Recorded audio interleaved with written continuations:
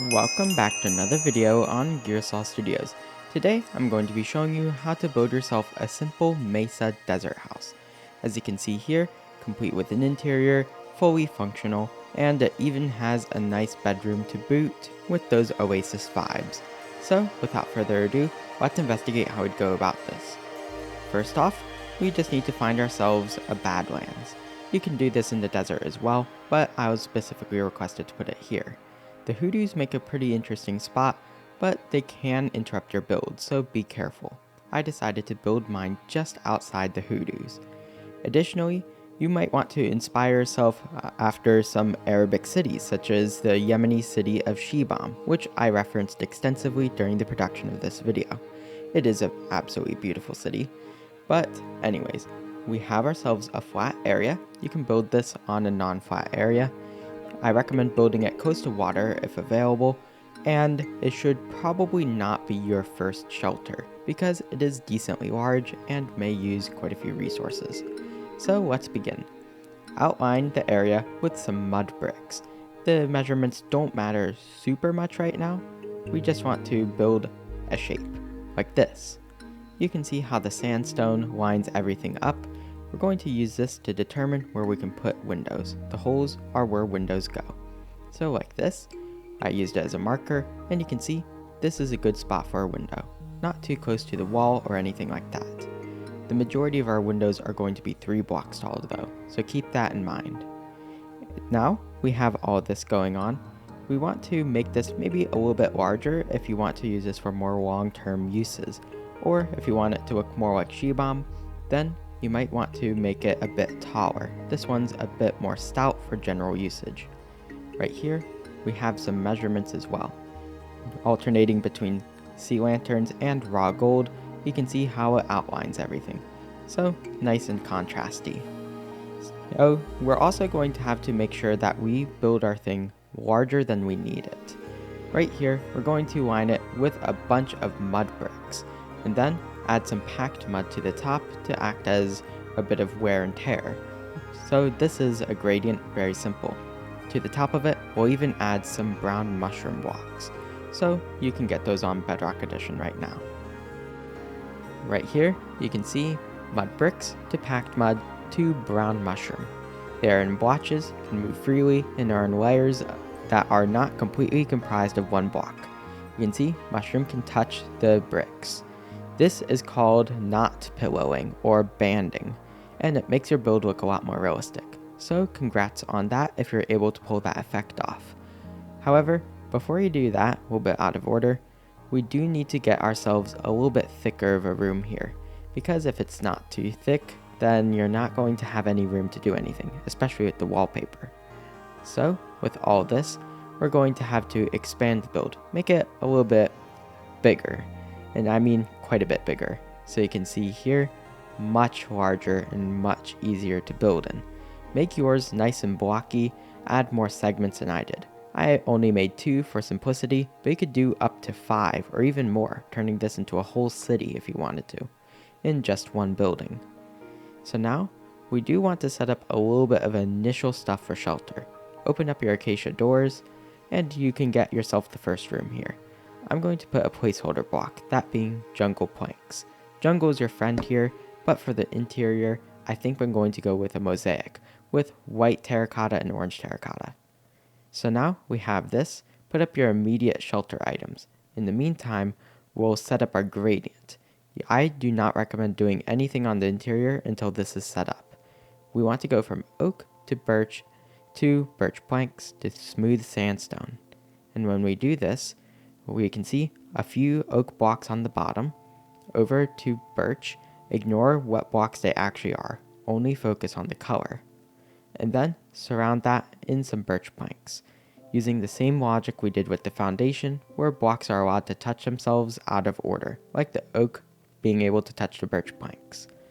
Add in some sandstone cracks, and make it go across the ceiling for that really unique bottom texture. So that way, it shows a little bit of aging to the build, a little bit of imperfection. And now, from the outside, you can see this works absolutely amazing. So now, we do need a little bit of a staircase to get in. We have a whole bunch of miscellaneous features we need to add on. but we're also going to do the roof real quick. You can see 4 blocks up the build, right above the windows, we'll have a chain of upside down stairs. And then we'll add some more stairs upside down again to make these little whole segments. Pause if you want to take a look, and then intersperse it with sandstone. And you can see here how it has that very castle vibe to it. I recommend filling the inside of it with a terracotta rather than black concrete. I make this one yellow or red. You can make it each 4 have a different roof, so that way it's much more unique. So keep that in mind as you go. Now, let's also work on the windows. I use only spruce fences for these windows. Dark oak is a valid alternative, but I don't think it works. You can experiment with it being the bottom block though. Now, with an extra little segment there on the foundation, this little jut out segment is complete for the most part. We do have some extra stuff like foliage, landscaping, and whatnot. So now we have the staircase, same logic, it's red sandstone, and we have some vines on the build as well. Notice how the roof is also cut sandstone slab now. For the vines, surround them in tripwire string, so that way they don't grow out of hand. And now, with all that, adding a little bit more smoothing to the ceiling and adding that checkerboard I was talking about earlier, we have an even better segment. If you can continually improve one segment of your build with increasingly complex ideas, then it will be much easier to do it for the whole build, hence why I'm doing it for this little segment here. We'll also want to keep in mind how thick our floors are going to be. You can see here, on the 4th or 5th block up, we're going to have the 2nd floor. And you need to know this so that way you can place your windows and make the build sufficiently tall accordingly. So keep that in mind. You can also have changing elevation mid-build in order to make it accommodate your windows better. So now, with all of this, let's actually build those windows. And here's a note of caution. I recommend avoiding 3x3 windows. Don't do this. You can see here how it can become very large and bloated and move away from that Arabian aesthetic we've been trying so hard to build. So keep that in mind. That is a bit more serviceable, but I still don't recommend it. Instead, we have this very generic fence window. And it's not the best visibility wise, but looks much better from the exterior, especially since glass isn't usually found in these old kinds of desert builds. So you can see here, we're going to pause for a moment. You can see here how the edges of the build have sandstone walls lining all the way up. Don't worry about the gradient for this, just plain sandstone walls will do the trick because they're darker. You can see how this breaks up the outline. Then, for where your floors are on the interior, line that up with spruce buttons to break it up, so that way the viewer has a better idea of where the floors are in the build and how tall it truly is. Then, the windows, you can see spruce fences on either side with trapdoors on the top and bottom, and then a slab on the top or bottom. You can always choose to include individual segments of the window, yes or no. And then finally, places where we can't put a window, we will put oak shelves instead to look like Shibam, and this also works very well for keeping the build visually interesting. So now, back to the video. We're going to take a quick look inside to see how all this actually pans out. Now that we know where the windows are, I'm using these placeholder walls and blue wool to figure out where I want our actual interiors to be. Since this is a pretty compact build, you'll have to make some decisions like where to have a 3rd floor, where to not, and if you even want something like an overhang, a balcony, anything like that. Because we are here to not build box houses and instead build professional box houses, we're going to have to be very careful about what we do here. So that's why I made the 3rd floor, and now I'm going to add a roof to this one. The more shape changes you have, typically the better your build will really be. So you can see, very similar stuff to the first floors, and also panning around the build. You can see how we have some oak shelves on all sides, the buttons, my rules continue going on. And also, the roof here has a few holes in it. It's a stylistic choice that I undo later. Fill the whole thing in with cut sandstone slabs if you want. But you can see how right here we have a balcony. Balconies are going to be interesting. This one's made of slabs, so you're going to have a fun time later on. But now let's just pan around the build, make sure everything looks good, everything consistent, and then we can continue adding things. Like this little balcony for the first building, we have some mangrove and bamboo alternating, with some mud walls and fence gates connecting the area. Let's add ourselves some additional decorations here, like a pile of barrels. You can also add chests here, and you can see how from afar that makes the build feel much more lived in. The more of those little details you can add, the better. And if there's something you came up with, then please share it with the comments below. Also, if you have a window that is going to be covered later on, replace it with spruce shelves. Don't make your areas have long, uninterrupted stretches of lacks of windows. And then, with that in mind, we can finally add our last major exterior detail.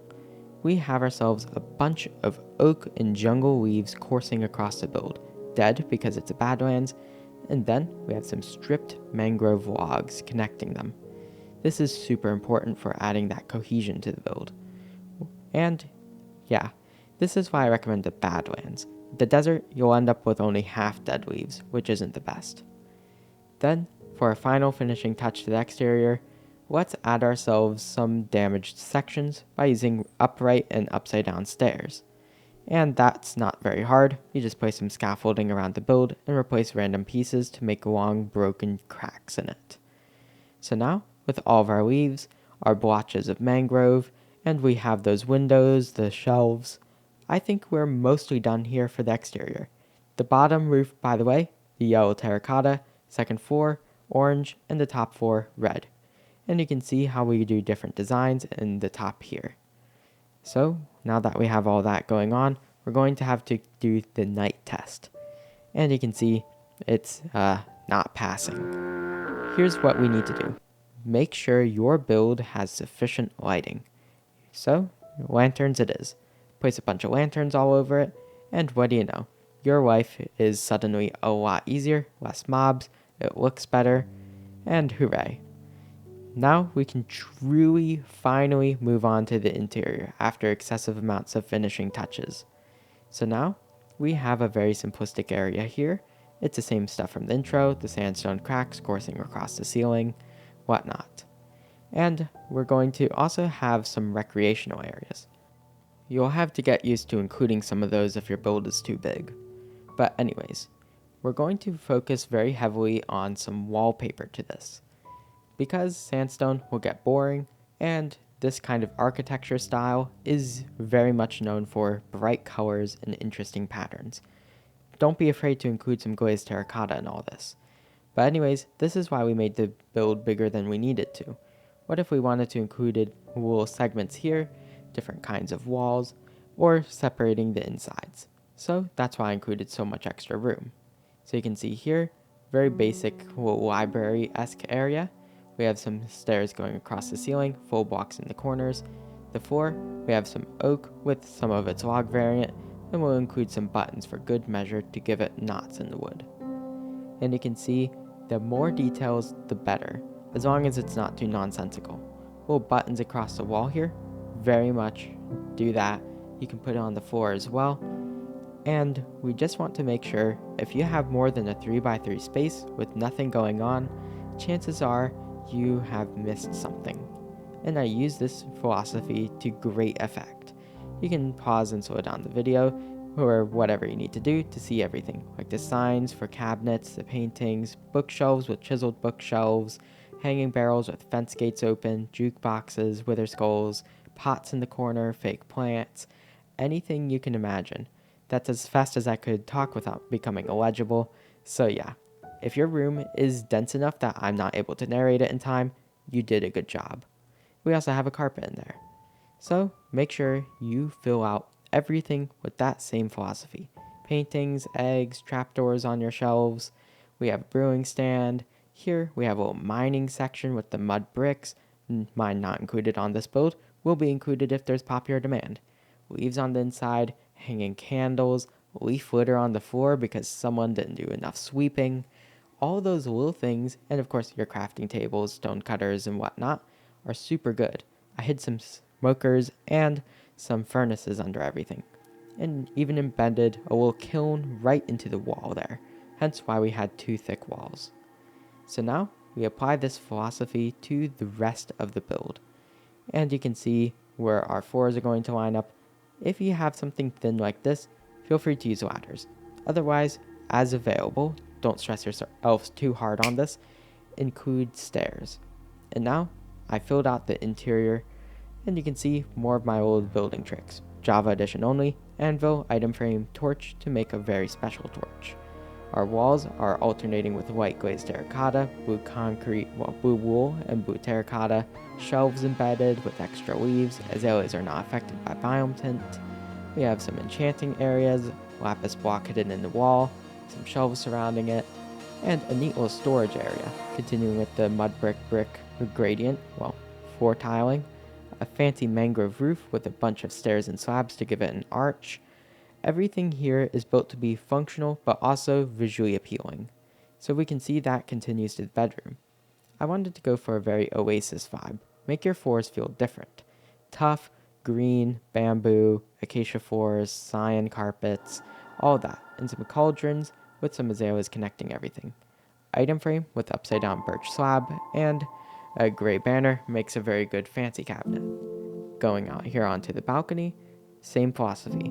Melons, gold pressure plates, boxes, aka planks with slabs of a different color on top, note blocks, cauldrons, and that little kiln we had earlier sticking out the top. So, with all this going on, you have an interior. If I was a little bit too brisk on any of that, comment down below. I usually don't bite anymore, so I can give you very long and detailed descriptions or something quick and brief, whatever you want. Now for the exterior, and not the building itself, its surrounding area, because we want to make sure that it's not just a lone build in isolation in the middle of the Badlands typical world gen. So let's add a little street surrounding it, some tough roads, and we'll incorporate some broken down walls. We'll have some note blocks, potted plants, cyan terracotta on the tough, things like that. Do everything you can to decorate it. Of course, this is only a little microcosm of everything you can do, but still. We have the camel here, we have the broken walls of stairs, full blocks, slabs, in order to give it that more worn down vibe. We have the camel, very important for all of this. You can source it from a nearby desert. And you can connect this to any nearby builds you have in the area to really provide that visual cohesion for your Minecraft world. Now, with all of this, let's take a quick look at vibrant visuals. And you can see how much of a difference that makes. With those very saturated skies, of course, post-processing effects applied, may not look like this in game. We have the shadows, glowing sun. Everything in here works so well. And you can even see the shadows from the fences. And I also made this carpet in here out of acacia and dark prismarine off camera. Upstairs, the lighting continues. Light up your streets as well. Be careful of that. Red concrete floors lighting up, the glowstone mural on the ceiling. Everything here is specifically designed to be as good as it can be. So, it's the end of today's video. If you enjoyed this video, remember, please like and subscribe. Either way, enjoy the rest of your day. Gearsaw out.